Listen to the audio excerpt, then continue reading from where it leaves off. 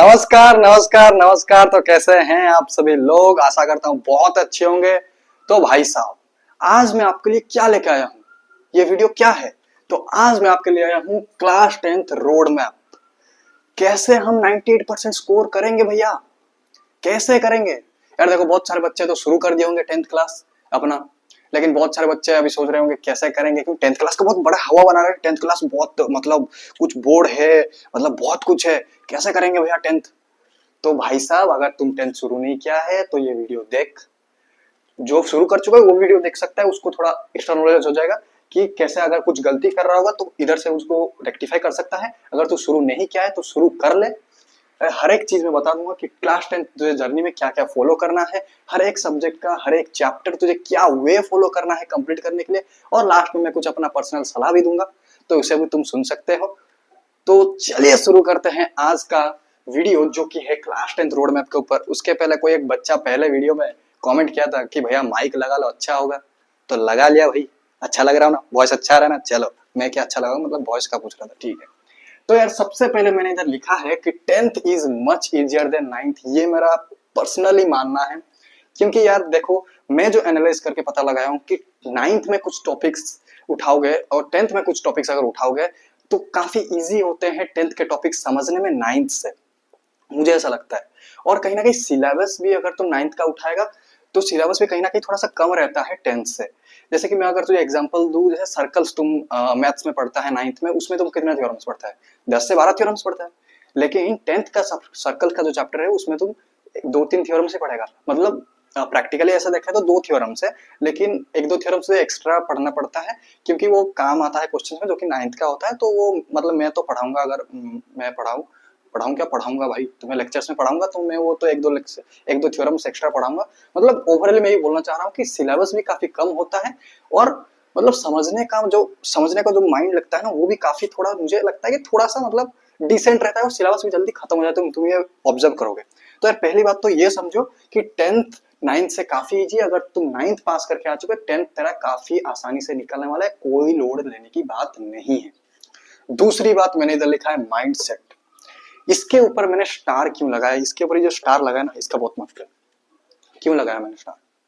अगर भाई तू अगर दिमाग से क्लियर नहीं होगा ना कि तू स्कोर करेगा 98%, चाहे मेरा 9th में 70% आया हो, 50% आया हो, 80% आया हो, 75% आया हो, मैं प्रमोट हुआ हूं, कुछ भी हूं, मैं 10th में मेहनत करूंगा, 98% स्कोर करूंगा। अगर ये दिमाग से ही क्लियर नहीं है, अगर तू वो कॉन्फिडेंट ही नहीं है, अगर अंदर से ही हिम्मत तू पैदा नहीं कर पा रहा है, तो कैसे होगा?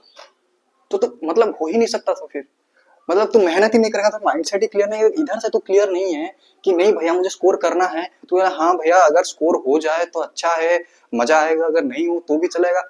करना है, मत करना है, बाय हुक और cook. I will do it, I will achieve my attitude, sorry I will achieve my goal, this should be the attitude. क्या बोल रहा हूँ भाई मैं आज? ठीक है, तो माइंडसेट क्लियर रख।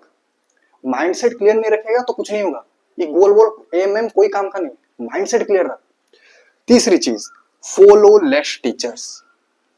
ऐसा गलती मत करना कि एसएसटी का एक चैप्टर उठाया, एक चैप्टर में उस फलाना टीचर से पढ़ा, एक चैप्टर में वो फलाना टीचर से पढ़ा, एक चैप्टर में इससे पढ़ा। नहीं।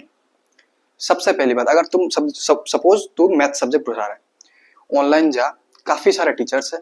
मेरा भी लेक्चर्स 1-2 दिन में आ जाएगा। लेक्चर्स देख, भाई मैच कर, समझ में आ रहा है, लेक्चर अटेंड कर, समझ में आ रहा है, उसी एक टीचर को पकड़, ब्लाइंड बिलीव कर, काम खत्म। बस काम खत्म। वो जो बोल रहा है, वो जैसे बोल रहा है, साल भर उसी को फॉलो कर। अगर ट्रस्ट आ रहा है तो उसके ऊपर, ठीक है। बस एक सब्जेक्ट इज इक्वल टू एक टीचर।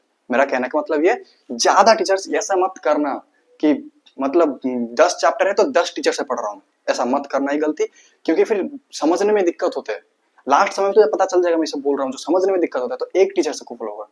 एक सब्जेक्ट एक टीचर, काम खत्म।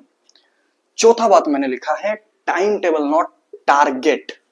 टारगेट हर एक दिन देख, तू ये हर एक बच्चा बनाता है, तू भी बनाया होगा, मुझे पता है कि मैं 7 बजे उठूंगा, 7:30 बजे फ्रेश हूंगा, 8 बजे खाऊंगा, 8:30 बजे मैं थोड़ा खिलाखिली करूंगा, थोड़ा सा फ्रेश हूंगा, फिर 9 बजे मैं पढ़ने बैठ जाऊंगा, या फिर मैं 9 बजे थोड़ा सा फोन वोन टिपूंगा, फिर 10 बजे पढ़ना बैठ जाऊंगा। पढ़ने बैठने के बाद इतना समय पढ़ूंगा, उसके बाद फिर नहाऊंगा, लंच करूंगा, डिनर करूंगा, फलाना ढिमकाना। भाई तू कोई मशीन है, तो एक भगवान है, 2-3 दिन फॉलो होगा उसके बाद नहीं होगा। हर एक बच्चे जो बनाया है उसको पता है, ठीक है। मुझे लगता है तो मैक्सिमम बच्चे बनाए होंगे, मैं भी बनाया था, ये फॉलो नहीं होता है। तो मेरे जन तुझे क्या करना है, टारगेट टारगेट टारगेट लिस्ट, मैं इसको बोलता हूं एम लिस्ट, मैं इसको बोलता हूं एम लिस्ट। हर एक दिन तुम एम लिस्ट बना। एम लिस्ट मतलब भैया जो तुम शायद टू डू लिस्ट बोलते हैं, मैं उसको एम लिस्ट बोलता हूँ। मतलब तुम देखो यार, एम लिस्ट जैसे तुम सपोज तुम आज मैथ का तुझे लगता है कि मैथ का मैं ये करूंगा, साइंस का मैं ये लेक्चर देखूंगा, ये 1-2 लेक्चर देखूंगा, एसएसटी का मैं ये एनसीईआरटी रीड करूंगा, ये 2 पेज रीड करूंगा, इंग्लिश का ये कुछ क्वेश्चंस प्रैक्टिस करूंगा, ये स्टोरी समझूंगा। ऐसे हर एक दिन तुम्हारा पूरा प्लान होना चाहिए, पूरा स्ट्रक्चर्ड होना है कि आज मुझे क्या करना है। सुबह तुझे क्लियर होना चाहिए। जब तुम अपना सेल्फ स्टडी शुरू करेगा, जिस भी टाइम में शुरू करता है, मैं मॉर्निंग और नाइट का अगर बोलोगे तो मैं कंपैरिजन वीडियो ले आऊंगा। बहुत सारे बच्चों को कंफ्यूजन रहता है, मैं ले आऊंगा अगर बोलोगे तो कमेंट सेक्शन में। तुझे हर एक दिन का प्लान पता होना चाहिए। अब मतलब मुझे ऐसा लगता है कि काफी सारे बच्चों को ये होता है कि काफी सारे लोग ये बोलते हैं कि मतलब सर आज है तो आज का प्लानिंग मैं कल रात को कर लूंगा, या फिर आज का प्लानिंग आज सुबह सुबह उठ के कर लूंगा। लेकिन मुझे कहीं ना कहीं ये थोड़ा नहीं लगता है, क्योंकि हम लोग स्कूल जाते हैं, हम लोग स्कूल जाते हैं, स्कूल से आते हैं, उसके बाद मुझे ऐसा लगता है स्कूल जब जाते हो तुम, तो स्कूल के लास्ट पीरियड्स में अगर तुम फ्री हो, या फिर बस में जब आ रहे हो तुम लोग मौज मस्ती करके आते हो तब, या फिर घर आने के बाद अगर टाइम नहीं हो रहा है तो स्कूल टाइम में घर आने के बाद खाना पीने के बाद 5-10 मिनट दे दो, थोड़ा सा एनालाइज करो, फिर अपना 5-10 मिनट में टू डू लिस्ट बनाओ, तो फिर शुरू करो। क्यों मैं ऐसा बोल रहा हूँ, क्योंकि यार स्कूल में भी काफी सारी चीजें होमवर्क्स दिया जाते हैं, काफी सारे टेस्ट कंडक्ट किया जाता है, बोलते हैं कि ये टेस्ट पढ़ के आओ। तो अगर तुम स्कूल से पहले ही बना दोगे टू डू लिस्ट या फिर तुम्हारा एम लिस्ट जो भी तुम बोलते हो, तो यार फिर स्कूल वाला चीज मैनेज नहीं हो पाता है। तो इसीलिए मैं ये देखो पर्सनली है, तो अगर तुम चाहते हो तो हाँ एक रात पहले बना लो, तो वो कोई दिक्कत नहीं हो, तुम अपने हिसाब से मैनेज कर सकते हो। पर मुझे सही लगा कि यार कि स्कूल से आने के बाद स्कूल का चीज थोड़ा सा मैनेज हो जाए तो फिर वो सही रहता है, तो इतना मतलब थोड़ा सा बैलेंस चलता है, ठीक है। 5वां चीज क्या लिखा है, प्रायोरिटाइज योर सब्जेक्ट्स। प्रायोरिटाइज करो तुम्हारे सब्जेक्ट्स को। देख यार तुम 9 तक पढ़ा है, तुझे अभी तक मुझे लगता है कि पता चल जाना चाहिए तुझे कौन सा सब्जेक्ट अच्छा लगता है। जैसे मुझे मैथ अच्छा लगता है तो मुझे एसएसटी इतना अच्छा नहीं लगता, तो वैसे ही तरह कुछ भी हो सकता है, तेरा फेवरेट सब्जेक्ट कुछ भी हो सकता है, तेरा वीक सब्जेक्ट कुछ भी हो सकता है। जो तेरा वीक सब्जेक्ट है, टॉपिक नहीं, जो तेरा वीक सब्जेक्ट है, सपोज मेरा एसएसटी वीक सब्जेक्ट है, तो मैं मेरा सेल्फ स्टडी में एसएसटी को थोड़ा ज्यादा टाइम दूंगा, एक्सेप्ट मैथमेटिक्स। क्योंकि मैथमेटिक्स में अगर रात 12 बजे बैठूंगा ना, नींद आ रहा होगा, मुझे कितनी मजा आता है मैथमेटिक्स करने में, तो मैं करूंगा, उसमें कोई मुझे दिक्कत नहीं है। लेकिन एसएसटी में मुझे दिक्कत है, जब पूरा एक्टिव होऊंगा। इस पे भी मैं अगर बोलोगे तो कमेंट करो तो मैं वीडियो लाऊंगा, मतलब बेस्ट टाइम क्या होता है वीक सब्जेक्ट्स को पढ़ने में। जब वीक सब्जेक्ट जब तुम पूरा एनर्जेटिक हो तब पढ़ो। मतलब एक प्रायोरिटी बना दो, जैसे कि मतलब सपोज मुझे मेरा एसएसटी वीक है, मैं सबसे पहले प्रायोरिटी में मेरा एसएससी रखूंगा, सोशल स्टडीज नहीं बोलते, सोशल साइंस बोलते हैं आजकल मेरे हिसाब से। उसके बाद मेरा थोड़ा इंग्लिश वीक है तो मैं इंग्लिश पढ़ूंगा, या फिर उसके बाद प्रायोरिटी में मेरा साइंस है। उसके बाद प्रायोरिटी में मुझे मैथ अच्छा लगता है तो मैथ में कभी करता हूँ, मेरा मैथ काफी स्ट्रांग है, मैं एक दो बार लेक्चर देखता हूँ, कॉन्सेप्ट समझ आता है तो मैथ फिर। और अगर तुम्हारा कोई संस्कृत वगैरह है या फिर फ्रांस वगैरह है तो कुछ भी तुम अगर वैसे, तो ऐसे प्रायोरिटी बना दो कि ये प्रायोरिटी है मेरा, मैं सबसे ज्यादा इंपोर्टेंस इस सब्जेक्ट को दूंगा। देखो इंपोर्टेंस तो सेम दे रहा है, लेकिन सेल्फ स्टडी में थोड़ा टाइम ज्यादा इसमें लगाना, क्योंकि तुम्हें इस कॉन्सेप्ट को, जो बच्चे को समझने में 1 घंटा लगता है, शायद तुम्हें 2-3 घंटा लग जाए, क्योंकि तुम्हें इंटरेस्ट नहीं है सब्जेक्ट में। तुम्हें 11th में जाकर ही चूज करने के लिए मिलेगा स्ट्रीम, लेकिन 10th में तो तुझे सारे सब्जेक्ट पढ़ना पड़ेगा, क्योंकि तुझे परसेंटेज जब निकलता है फाइनल में सारे सब्जेक्ट का 80-80 मार्क्स होता है। ऐसा नहीं कि तू फेवरेटिज्म में मत घुस जाना कि मुझे मैथ अच्छा लगता है तो मैं दिन भर मैथ से पढ़ रहा हूँ, नहीं नहीं नहीं नहीं, ये सारे सब्जेक्ट का मार्क्स ऐड होते हैं, उसके बाद तेरा फाइनल परसेंटेज निकलता है। 98% ऐसे नहीं आ जाएगा कि मैं मैथ पढ़ रहा हूँ, मैथ में 100/100 आएगा तो 98% नहीं आ जाएगा। हर एक सब्जेक्ट को इक्वल इंपोर्टेंस देना है, लेकिन अपने सेल्फ स्टडी में जो था वीक सब्जेक्ट है उसको थोड़ा सा ज्यादा टाइम दे, ठीक है। अपना फेवरेट सब्जेक्ट उसको ही पढ़, लेकिन वीक सब्जेक्ट थोड़ा सा ज्यादा टाइम दे। अभी हम बढ़ते हैं अपने हर एक चैप्टर का, मतलब सपोज मैथ उठाया, मैथ में भैया मैं एक चैप्टर कैसे कंप्लीट करूं, तो मैं तुझे वे बता देता हूं, पहले इसको मिटा देते हैं, उसके बाद फिर आते हैं, ठीक है। तो छठा है हमारे पास, वे टू हासिल महारत in one chapter of each subject. मतलब हर एक चैप्टर, सपोज तुम कोई सब्जेक्ट हो, मैथमेटिक्स का एक सब्जेक्ट है, एक चैप्टर कंप्लीट करने का पूरा रोड मैप क्या है, साइंस का रोड मैप क्या है, एसएसटी का रोड मैप क्या है, इंग्लिश का रोड मैप क्या है, एक एक करके मैं आपको बताता हूँ, थोड़ा ध्यान से समझना, पेशेंस रख के थोड़ा सा समझना। तो सबसे पहले मैथमेटिक्स। मैथमेटिक्स में अगर तुमने कोई भी चैप्टर उठाया, उसको तुम कैसे जानेगा, सपोज कैसे जानेगा, कैसे हाँ ये कर लिया तो एक चैप्टर कंप्लीट, कैसे जानेगा? सबसे पहले तो कॉन्सेप्ट क्लियर रख। मैथमेटिक्स में कॉन्सेप्ट बहुत क्लियर रहना जरूरी है, बिना कॉन्सेप्ट का मैथमेटिक्स कुछ नहीं है। कॉन्सेप्ट क्लियर नहीं होगा, क्वेश्चंस तुम सॉल्व नहीं कर पाएगा। सबसे पहले मैथमेटिक्स का कॉन्सेप्ट क्लियर है। कहाँ करे, कहाँ से क्लियर करेगा? कोई वीडियो लेक्चर में बोला था, जैसे कोई भी टीचर्स तुम प्रेफर कर सकता है जो जिससे तेरा भाई मैच करता है। मेरे से पढ़ना है, मेरे से पढ़, मेरे से समझ में नहीं आता, पहले वीडियो तो आने दे, समझ में नहीं आता है तो पहले वीडियो आने दे, वाइब मैच कर, एक दो दिन में वीडियो आ जाएगा, लेक्चर्स आ जाएंगे, देख अगर मजा आ रहा है पढ़ने में मेरे से पढ़, नहीं मजा आ रहा है और कोई टीचर तुझे जो भी अच्छा लगते हैं पढ़ सकता है, सबको ही अच्छे हैं, ठीक है। दूसरा लेक्चर क्वेश्चंस, कॉन्सेप्ट क्लियर हो गया। उसके बाद लेक्चर के क्वेश्चंस, देख यार मैं तो लेक्चर्स में क्वेश्चंस करवाऊंगा और काफी अच्छे अच्छे क्वेश्चंस करवाऊंगा। अगर तुम और कहीं से पढ़ रहा है और उधर लेक्चर के कोई क्वेश्चंस करवा रहा है, तो उसके बाद कॉन्सेप्ट क्लियर होने के बाद क्वेश्चंस लगाओ जो लेक्चर के जो क्वेश्चंस है, क्योंकि मैं इस तरीके से करवाता हूँ कि मतलब थोड़ा लो से अप लेके जाता हूँ, मैं थोड़ा सा बेसिक क्वेश्चन से टफ क्वेश्चन तक मैं लेके जाता हूँ, तो इसलिए इजी रहता है कैच पकड़ने के लिए। तो उसके बाद इसीलिए मैं बोलता हूँ लेक्चर्स क्वेश्चंस कर। तीसरा एनसीईआरटी विथ एग्जांपल्स। बच्चे एनसीईआरटी तो करते हैं लेकिन क्या करते हैं, बस एक्सरसाइज कर देंगे। नहीं नहीं नहीं, एनसीईआरटी करना है, उसके साथ एक्सरसाइजेस करना है, उसके साथ एग्जांपल जो उसके दिया रहता है, एग्जांपल 1, एग्जांपल 1.1, जो भी एग्जांपल 2, 3 जो भी दिया रहता है, एग्जांपल्स भी करना है, क्योंकि एग्जांपल्स सीधे क्वेश्चंस उठ के आते हैं बोर्ड में, ये मैंने देखा है। पीवाईक्यू जगह उठा के देखोगे तो विश्वास हो जाएगा, ठीक है। उसके बाद एनसीईआरटी एग्जाम्पलर देखो, एनसीईआरटी एग्जाम्पलर ऐसा बुक है जो कि एनसीईआरटी का ही पब्लिकेशन है, तो बोर्ड उससे काफी सवाल पूछता है। तो एनसीईआरटी एग्जाम्पलर मैथ और साइंस, साइंस में बताऊंगा, लेकिन मैथ में मैंडेटरी तो नहीं बोलो, मतलब करोगे कॉन्सेप्ट क्लियर हो जाएगा, उससे क्वेश्चन उठ कर आते हैं। अगर तुम्हारा कॉन्सेप्ट इतना क्लियर है कि नया क्वेश्चन आता है तुम डरते नहीं हो, वो तुम्हें सिखाऊंगा कि नया क्वेश्चन आएगा कैसे नहीं डरना है।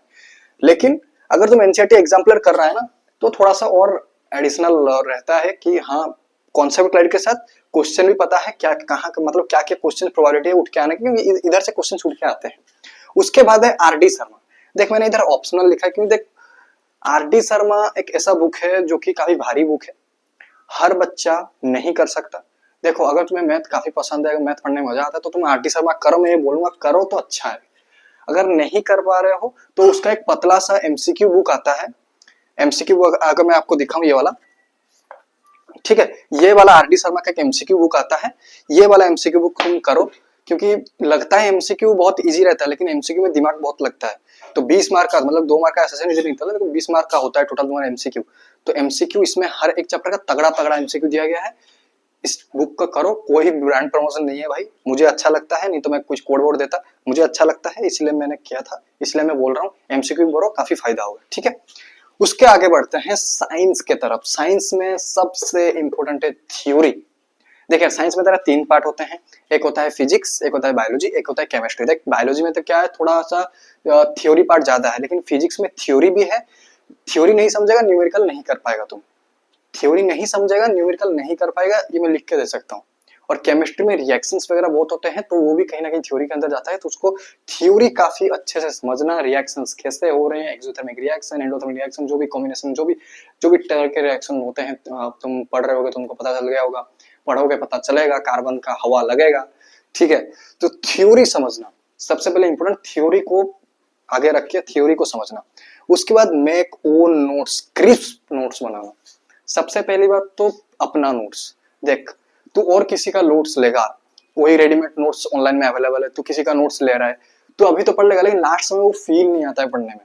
ये मैं भी पर्सनली फील किया, क्योंकि वो मतलब वो आता ही नहीं है कि दूसरे खुद जब नोट्स बनाया होगा ना, मजा आता है उसमें पढ़ने में। जब नोट्स कंप्लीट हो जाए, तुम जब रिवाइज कर रहा होगा ना, खुद के नोट्स बनाया होगा ना, खुद के नोट्स, मजा आएगा पढ़ने में। और क्रिस्प नोट्स बनाए, ये मत करना कि मतलब दे बनाया जा रहा हूँ तो बनाया जा रहा हूँ, नोट्स पेज खत्म कर दिया, पूरा कॉपी खत्म कर दिया, ऐसा मत करना। नोट्स मतलब क्रिस्प रहना चाहिए। मैं ऐसा करता था, पूरा बनाता था 60-70 पेज बनाना था बड़ा बड़ा चैप्टर्स के नोट्स, पूरा एनसीईआरटी नया एनसीईआरटी बनाया था एक चैप्टर का, ऐसा मत करना। तीसरा चीज एनसीईआरटी रीड करना लाइन बाय लाइन, जो कि मैंने नहीं किया था, इसलिए मैंने साइंस का एग्जाम कहीं ना कहीं थोड़ा सा हिला। एनसीईआरटी मैंने रीड नहीं किया, बस नोट्स वोट्स बनाया, नोट्स वोट्स पढ़ा, हो गया। एनसीईआरटी रीड करना, एनसीईआरटी रीड करना बहुत इंपॉर्टेंट है। क्वेश्चंस आते हैं एनसीईआरटी के बीच से, समझ में नहीं आएगा तुझे, एमसीक्यू में उठ के आ जाता है, NCERT line by line read करना। ओके, उसके बाद आते हैं इन टेक्स्ट क्वेश्चन और एक्सरसाइज क्वेश्चन। अंदर अंदर साइंस के इन टेक्स्ट क्वेश्चन दिए रहते हैं, वो इन टेक्स्ट क्वेश्चन काफी इंपॉर्टेंट है, उसको भी करना, और एक्सरसाइज क्वेश्चंस भी काफी इंपॉर्टेंट है, उसको भी करना। इन दोनों को इग्नोर मत करना, करना इन दोनों को, ठीक है। उसके बाद है एनसीईआरटी एग्जाम्पलर। एनसीईआरटी साइंस का भी एनसीईआरटी एग्जाम्पलर है, जो कि एनसीईआरटी का ही पब्लिकेशन है। इधर से क्वेश्चंस उठ कर आते हैं, यस आते हैं, तो इधर ये बुक तुम प्रिफर करना, प्लीज इसको पढ़ना, ठीक है। और revision in regular intervals. Revision in regular intervals, मैंने जो गलती किया था कि मैं पढ़ देता, हाँ ये चैप्टर खत्म कर दिया बस खत्म, और जब अगर कभी कोई टेस्ट ले रहा है स्कूल में या नहीं ले रहा है, बस पढ़ा चैप्टर पढ़ दिया खत्म, नहीं। रिवीजन करना रेगुलर इंटरवल से, ऐसा नहीं कि हर दिन तुम तो टाइम वेस्ट ही बोलेंगे। तो revision in regular intervals, suppose तुम एक इंटरवल के 3 दिन में मैं रिवाइज करूंगा, अगर एक चैप्टर कंप्लीट हो गया 3 दिन का गया रिवाइज, या फिर तुम्हें लगता है कि मैं 4 दिन में रिवाइज कर सकता हूँ तो 4 दिन में रिवाइज करो, 2 दिन में रिवाइज करना चाहते हो 2 दिन में करो। रेगुलर इंटरवल सेट कर दो ताकि तुम वो चैप्टर भूलो ना। मैं ऐसा करता, मैं लास्ट समय गया सारा चैप्टर मेरे दिमाग से स्किप हो चुका था, क्योंकि मैं रेगुलर इंटरवल में रिवीजन नहीं किया था, बस पढ़ दिया छोड़ दिया, ठीक है। उसके बाद आता है हम एसएससी पर, सोशल साइंस पर। सोशल साइंस में थ्योरी सबसे ज्यादा इंपॉर्टेंट है। मैं ये मतलब दावे के साथ बोलूंगा ना, अगर तेरे को थ्योरी अच्छे से पता है, अगर तेरे को थ्योरी अच्छे से पता है, तो क्वेश्चन प्रैक्टिस नहीं भी करेगा ना, तू आंसर बना के लिख देगा, अगर तेरे को थ्योरी अच्छे से आता है, क्योंकि थ्योरी बहुत इंपॉर्टेंट है। तो थ्योरी को कंप्लीट करना है, कोई भी लेक्चर तुम प्रिपेयर कर सकते हो, तो थ्योरी के ऊपर ज्यादा फोकस करना, ठीक है। उसके बाद नोट्स, वही नोट्स, क्रिस्प नोट्स बनाना, कॉपी मत भर देना, नोट्स बनाना, इज्जत दे के नोट्स, नोट्स जिसको बोलते हैं इज्जत देना, नोट्स बनाना, ठीक है। अपना नोट्स बनाना, मैं कौन नोट्स, वही बात है। एनसीईआरटी रीडिंग देखो, साइंस और एसएसटी का मुझे ऐसा लगता है तरीका शायद सेम ही है। एनसीईआरटी रीडिंग, एनसीईआरटी रीड करना लाइन बाय लाइन। इस पे मैं थोड़ा सा मतलब मेरा थोड़ा पर्सनल ओपिनियन लगा के बताऊंगा। एनसीईआरटी रीड करना अगर तुमसे हो पाता है, क्योंकि काफी लेंदी रहता है, तो काफी बच्चे पेशेंस नहीं रख पाते, एनसीईआरटी नहीं रीड कर पाते हैं लाइन बाय लाइन, लेकिन एनसीईआरटी के अंदर से क्वेश्चन उठकर आता है। उसके बाद एनसीईआरटी रीड करने के बाद तुम क्या कर सकते हो, क्वेश्चन बैंक। क्वेश्चन बैंक मैं बोलूंगा कि दिगराज सर का जो वन शॉट एजुकेट, जो रेड कलर का बुक है, वो तुम ले सकते हो, क्योंकि वो मैं खुद फॉलो किया था, काफी अच्छी बुक है। कोई प्रमोशन नहीं है, मुझे अच्छा लगा तो मैं बता दिया। दिगराज सर का वन शॉट एजुकेट बुक ले लेना, तगड़ा क्वेश्चंस दिए हैं सर, बस फॉलो करना वो बुक, मतलब जैसे सब पढ़ लिए, दिगराज सर को वो वाला बुक फॉलो कर। अगर तुमको और किसी का बुक अच्छा लगता है या और कोई रेफरेंस बुक ले सकते हो तो लो, लेकिन मैं अगर मुझे पूछोगे, मैं बोलूंगा दिगराज सर का वन शॉट एजुकेट बुक ले लो, क्योंकि अच्छा है, वो रेड कलर का जो अच्छा है, पतला वाला, ठीक है। हाँ, इस पे मैं बोल रहा था, मैं थोड़ा इस पे चर्चा करूंगा, NCERT reading line by line. अगर मुझे पूछोगे, मैं पर्सनली मैं मतलब 10th में मेरा क्या था, मेरे से एनसीईआरटी नहीं पढ़ा गया। मैं एनसीईआरटी खोला, पढ़ा एक पैराग्राफ, देखा भाई इतना पढ़ने बहुत सारे बच्चे पेशेंस नहीं रख पाते हैं, नहीं हो पाता है, मतलब नहीं हो पाता है, वो फ्लो नहीं बैठ पाता, देख के ही डर जाते हैं, क्योंकि बहुत सारे यूनिट्स होते हैं, लेंदी होता है, तो पढ़ नहीं पाते हैं। अगर डिवाइड करके पढ़ोगे तो पढ़ लोगे, लेकिन काफी सारे बच्चे नहीं कर पाते। मैक्सिमम बच्चे के साथ ये होता है कि एनसीईआरटी भैया मैं रीड नहीं कर पा रहा हूँ। तो यार मैं तुम्हें ये सजेशन दूंगा कि दिगराज सर का जो डिटेल लेक्चर होता है, तुम सर्च करोगे, तुम्हें पता है कौन सा चैनल पर, अगर नहीं पता तुम सर्च करोगे, पता चल जाएगा, दिगराज सर डिटेल लेक्चर, ये चैप्टर या ये चैप्टर तुम्हें मिल जाएगा। डिटेल लेक्चर में सर जो पीपीटी यूज करते हैं या फिर सर जो नोट्स यूज करते हैं, अगर एनसीईआरटी तुम नहीं पढ़ना चाहते हो तो उसका सब्सटीट्यूट है वो पीपीटी या फिर वो नोट्स या वो पीपीटी दिगराज सर का तुम प्रीफर कर सकते हो, काफी अच्छे। मैं वही किया था, मैं पूरा पीपीटी से ही पढ़ता था। उनका जो डिटेल लेक्चर का पीपीटी है, वो 1-1.5 घंटा वाला सर के चैनल पर जो है वो वाला नहीं, डिटेल लेक्चर वाला, ठीक है, डिटेल लेक्चर वाला। आगे बढ़ते हैं इंग्लिश की तरफ। यार इंग्लिश देखो हो जाता है, काफी आसान सब्जेक्ट है, मार्क आ जाता है। मेरा भी इंग्लिश इतना अच्छा नहीं है, लेकिन मार्क आ जाता है।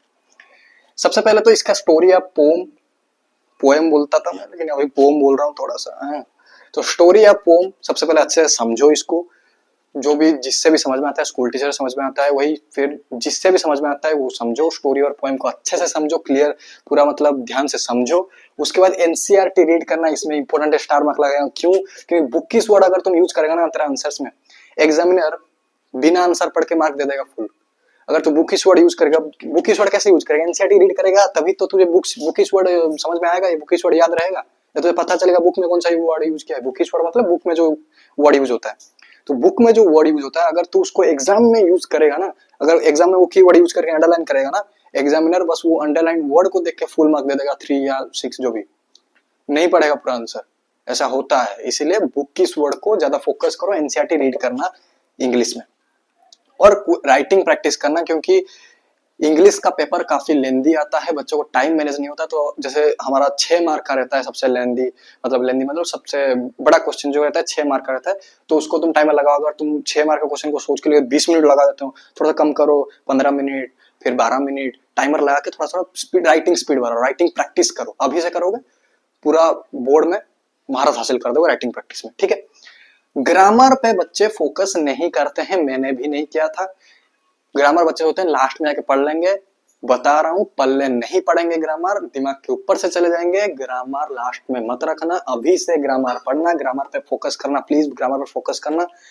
डिफरेंट टाइप के क्वेश्चन प्रैक्टिस करना। तुम गूगल में जाओगे, क्लिक करोगे, यार करो तो सही यार, गूगल में जाओ, देखो ग्रामर का सपोज टेंस है या डिटरमाइनर से जो भी है, तुम लगाओ class 10th grade question, different type questions मिल जाएगा, वेबसाइट में मिल जाएगा, बहुत सारे हैं, मिल जाएगा तुमको। क्वेश्चन प्रैक्टिस करो ग्रामर के, ठीक है। और कुछ लास्ट कुछ मैं अपना पर्सनल जो सलाह है वो देना चाहता हूँ, तो इसको पहले इधर से थोड़ा सा मिटा देते हैं, ठीक है। तो जो मैं पर्सनल सलाह, सबसे पहले तो यार इसको तुम देखो यार, मुझे ये फील हुआ तो मैं इसलिए दे रहा हूँ। तो कुछ पर्सनल सलाह, जो कि पहला है मेरा पर्सनल सलाह, ठीक है। तो जो पहला है पर्सनल सलाह, तो वो है डिसिप्लिन से थोड़ा सा जीना सीखो, डिसिप्लिन से जीना सीखो। देखो यार, इस पे मैं ज्यादा जोर नहीं दे रहा हूँ, क्योंकि बच्चा इतना मेच्योर ही नहीं होता है 10th में कि वो हर दिन एक डिसिप्लिन लाइफ जिए। मोटिवेशन से तुम चल सकते हो, डिसिप्लिन लाइफ जीना इतना इंपॉर्टेंट नहीं है, लेकिन अगर तुम लग रहा है हाँ ट्राई कर, डिसिप्लिन अगर हो पा रहा है तो ट्राई कर। इस पे अगर बोलेगा तो मैं एक वीडियो बना दूंगा, कमेंट करोगे तो बना दूंगा। डिसिप्लिन लाइफ जीने का थोड़ा सा ट्राई करो। बच्चा इतना मेच्योर नहीं होता ना इस टाइम पर, तो वो नहीं कर पाता, मोटिवेशन से चलना सही है, कोई दिक्कत नहीं है। अगर है तो डिसिप्लिन लाइफ से जीना थोड़ा ट्राई करो। दूसरी चीज है, अगर तुम ऑनलाइन से पढ़ रहे हो तो ऑनलाइन प्रिफर करो, अगर ऑफलाइन से पढ़ रहे हो तो ऑफलाइन प्रिफर करो। दोनों को एक साथ मत प्रिफर करो कि भाई मैं ऑनलाइन भी पढ़ूंगा, ऑनलाइन बैच कोई ले लिया, या ऑनलाइन यूट्यूब से पढ़ूंगा और ऑफलाइन कोई दीदी भैया के पास भी जाऊंगा, ऐसा मत करो। अगर ऑफलाइन जा रहे हो तो ऑफलाइन, ऑनलाइन ऑनलाइन, इससे टाइम वेस्ट होता है। अगर दो जगह तू करेगा तो स्कूल जाएगा, ऑनलाइन कोचिंग ऑफलाइन कोचिंग, कब टाइम है, नहीं है टाइम, इतना टाइम नहीं है। तो दोनों चीज को मत कर, अगर कर रहा है तो ऑनलाइन, अगर कर रहा है तो ऑफलाइन, दोनों में से कोई एक। तीसरी चीज है मैनिफेस्टेशन। मैनिफेस्टेशन बोला ना, मेरा थोड़ा इंग्लिश वीक है, ठीक है। मैनिफेस्टेशन, तू पहले मैनिफेस्ट तो कर कि मैं 98% स्कोर कर सकता हूँ। पहले मैनिफेस्ट तो कर, अगर जब रिजल्ट आएगा, निकलेगा, घर का क्या माहौल होगा, जो खुशी का माहौल होगा, जो प्राउड का माहौल होगा, वो इमेजिन तो कर तेरे पेरेंट्स के आंखों में, वो इमेजिन तो कर, पहले मैनिफेस्ट तो कर। तो मैनिफेस्ट करेगा ना तो मजा आ जाएगा, तू वैसे ही मोटिवेट हो जाएगा, तुझे मोटिवेशनल वीडियो की जरूरत नहीं है, मैनिफेस्ट तो कर। सोच, आंख बंद कर, आंख बंद नहीं कर रहा, ऐसे ही सोच, एक स्मूथ गाना लगा दे, सोच हाँ मैं 98% स्कोर कर रहा हूँ, मुझे प्राइज मिल रहा है, मुझे स्कूल में अवार्ड मिल रहा है, ऐसा सोच तो पहले। रिजल्ट आ रहा है, मैं कितना खुश हो रहा हूँ, मैनिफेस्ट कर। मैनिफेस्ट का बहुत अच्छा रोल प्ले होता है, ये मैंने भी किया था, बहुत पावर है मैनिफेस्टेशन में, ट्राई करना। चौथा सबसे सबसे सबसे इंपॉर्टेंट चीज, जिसमें अगर तुम ये नहीं किया तो 10th क्या कुछ भी मतलब नहीं हो सकता, लाइफ में भी मैं बोल सकता हूँ शायद कुछ नहीं हो सकता। चौथा चीज जो कि मैं काफी इंपॉर्टेंट क्या यार, स्टार्टिंग नहीं लग रहा, काफी इंपॉर्टेंट है, कंसिस्टेंसी। भाई साहब, कंसिस्टेंसी अगर रेगुलरिटी नहीं है, कोई भी चीज तुम नहीं कर पाएगा। हर दिन पढ़ना। मैं कंसिस्टेंसी कैसे छोड़ा था मैं 10th में, मैं 10th का जर्नी और एक वीडियो बना दूंगा, अगर तुम बोलोगे तो कमेंट में। कंसिस्टेंसी मेंटेन करना, कंसिस्टेंसी के बिना कुछ नहीं होगा। अगर तुम बोल रहा है कि मैं दिन में 10 घंटा पढ़ दिया, 10 दिन फिर नहीं पढ़ूंगा, तो नहीं, हर दिन 3 घंटा पढ़, लेकिन हर दिन पढ़। 2 घंटा सेल्फ स्टडी कर रहा है, लेकिन हर दिन कर। ऐसा मत कर कि एक दिन में 10-12 घंटा पढ़ दिया, उसके बाद 7 दिन पढ़ ही नहीं रहा। ऐसा मत कर। अगर तुम कोई शादी वादी में गया, कोई पार्टी वार्टी में गया, 10-15 मिनट निकाल, जो पढ़ा है उसको थोड़ा रिकॉल कर, या फिर 10-15 मिनट निकाल थोड़ा सा कोई वीडियो लेक्चर देख ले, लेकिन हर दिन पढ़। हर दिन अगर कहीं घूमने गया है, थोड़ा सा रेस्ट ले। कहीं थोड़ा सा तुम रेस्ट नहीं ले सकते? थोड़ा सा कहीं भी घूम रहा है, तो गाड़ी में बैठा है या कुछ भी कर रहा है, थोड़ा सा तो 10-15 मिनट तो दे। माइंड को हर वक्त इन्वॉल्व रख। अपना ये अपना काम है, पढ़ाई अपना काम है, काम में अपने आप को इन्वॉल्व तो रख, ठीक है। तो भाई मैं जितना भी सारे इस वीडियो में बताया हूँ चीजें, उसको अगर तुम फॉलो करता है, तेरा 10th जर्नी काफी स्मूथ कटेगा, ये मैं दावा कर सकता हूँ। ये हर एक चीज अगर तुम फॉलो किया ना, ये हर एक चीज, इसमें से काफी सारी चीजें जो मैंने फॉलो किया था, काफी सारी चीजें जो मैंने अपने मिस्टेक से सीखा था, मैं तुम्हें बता रहा हूँ यार, मेरे मिस्टेक से तुम सीख लो। अब खुद मिस्टेक करके खुद सीखने में काफी देरी हो जाता है, तो मैंने मिस्टेक किया, सीखो तुम, कोई दिक्कत नहीं है, मैं बता रहा हूँ ना। इस वीडियो में जितना सारी चीजें बताया हूँ उसको फॉलो करना, उससे मानना। अगली वीडियो तो शायद हमारे लेक्चर से होंगे, बता देना अगर और कुछ चाहिए होगा तो मैं ले आऊंगा तुम्हारे लिए। तब तक के लिए टाटा गुड बाय, अपना ख्याल रखना, बाय बाय।